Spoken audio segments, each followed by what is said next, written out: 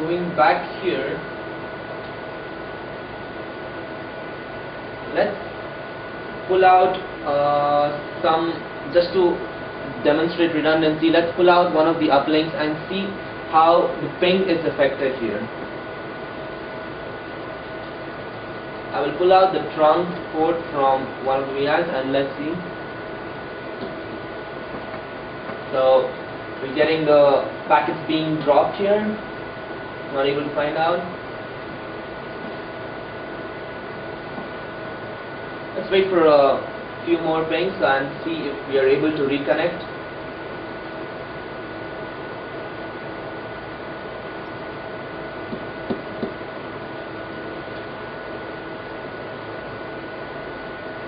There you go.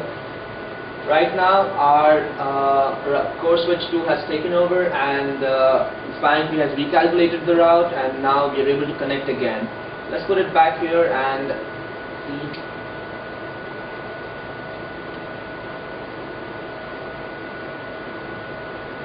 You can see some changes here that's happening. The interface going down initially and then the next one taking over, and once again when I put it back and it changes it to up, and now it switches back to this network here. As you can see, a few packets are being dropped and it will take over pretty soon.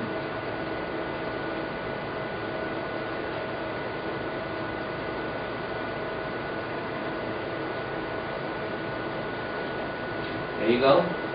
Okay, this is all for VLAN 30. Now let's demonstrate for VLAN 10. Let's get a control C here and let's check the IP config once.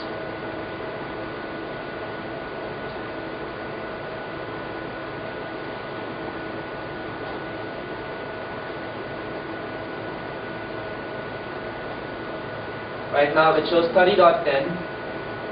Let us disconnect from the 30 VLAN and connect it to the VLAN 10 so that we get another IP address from our DHCP. Okay, so now we have connected it to the VLAN 10. Let's check the IP address. There you see we've got a 10.10 IP address from our DHCP. Let's go ahead and shut the VLAN 10 down here and see how the routers, the core routers, switch lanes from active to standby.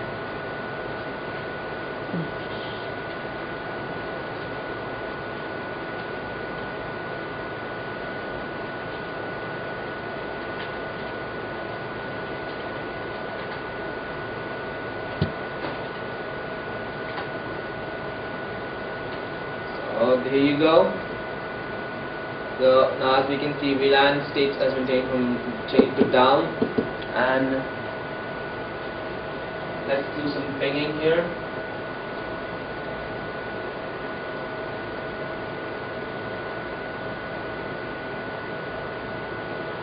Let's do a show standby here.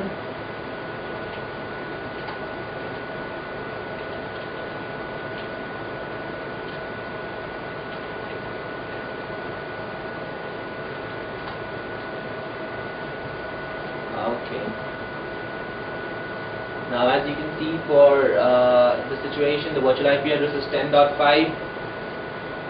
This active router is unknown since we have shut down VLAN 30 as well previously in the first one, and VLAN 10 router right now is down.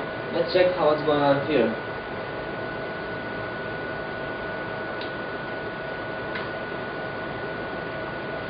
Now you see the active router is local here, and the standby router is unknown since we have shut down the VLAN 10 on the other one, so we cannot recognize which is the other standby router now.